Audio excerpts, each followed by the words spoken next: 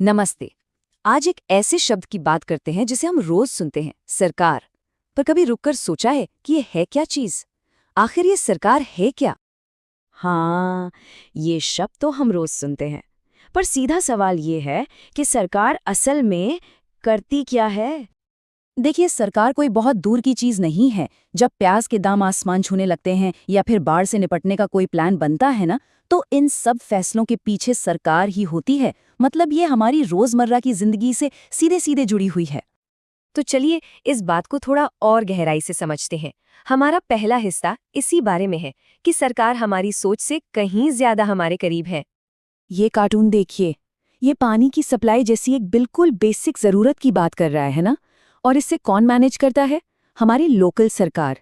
यहीं से सरकार का काम शुरू होता है, हमारे घरों से, हमारी गलियों से। अब सरकार के काम का दायरा वो बहुत बड़ा है। इतने सारे काम, इतनी सारी जिम्मेदारियां। तो सवाल ये उठता है कि भाई एक अकेली संस्था ये सब कुछ संभालती कैसे है? जरा सोचिए सरकार के कामों के बारे में। देश की सरहदों की हिफाजत करने से लेके ये पक्का करना कि सबको खाना और अच्छी सेहत मिले, किसी आपदा के समय मदद पहुंचाने से लेके ट्रेनें और डाक सेवाएं चलाने तक, ये लिस्ट बहुत लंबी है सच में। तो जाहिर है ये सवाल तो मन में आएगा ही। जब काम इतना ज्यादा है तो इसे मैनेज करने का तरीका क्या है? इसका जवाब है एक सिस्टम, एक ढांचा। सरकार 3 लेवल पर काम करती है। सबसे पहले है लोकल लेवल, यानी गांव, कस्बे या मोहल्ले की सरकार। फिर आता है स्टेट लेवल, जो हरियाणा या असम जैसे पूरे एक राज्य को देखता है। और सबसे ऊपर है नेशनल लेवल, जो पूरे देश के लिए फैसले लेता है। देश को ठीक से चलाने के लिए इन तीनों का मिलकर काम करना बहुत जरूरी है। और ये जो नक्शा है, ये इस बात को एकदम साफ साफ दिखाता है। हर रंग एक अलग राज्य है जिसकी अपनी सरकार है, और ये सब मिलकर एक देश बनाते हैं जिसे नेशनल सरकार चलाती है। ठीक है, अब आते हैं एक बहुत ही जरूरी सवाल पर। सरकार को फैसले लेने और उन्हें लागू करवाने की ये जो शक्ति है, ये मिलती कहाँ से है? ये शक्ति आती है कानून से। कानून वो नियम है जो सरकार बनाती है, और देश के हर नागरिक को उन्हें मानना पड़ता है। इन्हीं कानूनों की वजह से ही तो पूरी व्यवस्था बनी रहती है। जैसे एक सिंपल सा उदाहरण है, गाड़ी चलाने के लिए लाइसेंस होना जरूरी है। ये एक कानून है।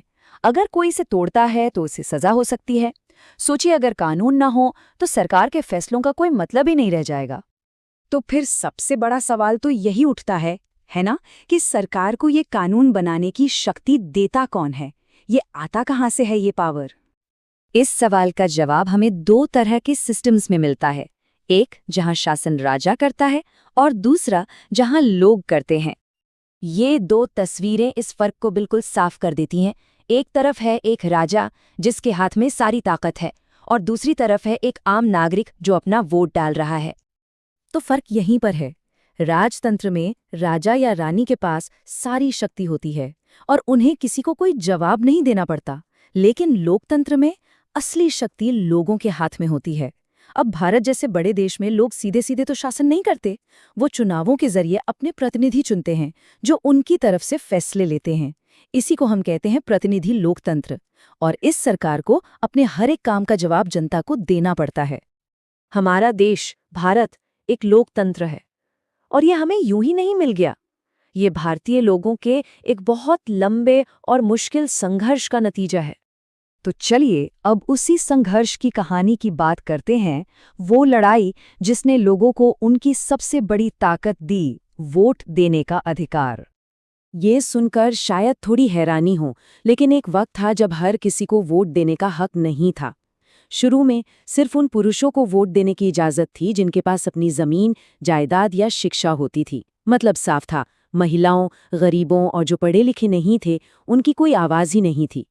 इसी नाइंसाफी के खिलाफ एक सोच पैदा हुई, सार्वभौमिक वयस्क मताधिकार।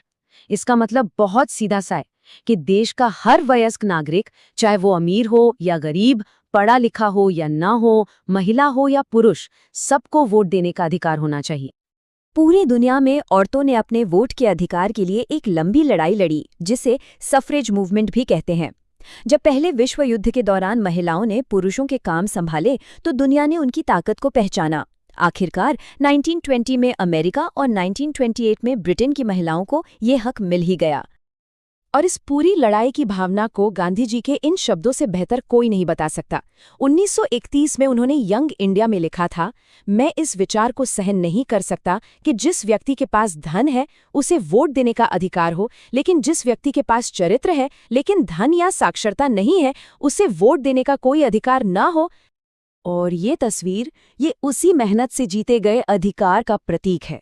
हर एक वोट लोकतंत्र की नींव का एक पत्थर है। ये वो शक्ति है जो लोगों को अपनी किस्मत खुद लिखने का मौका देती है।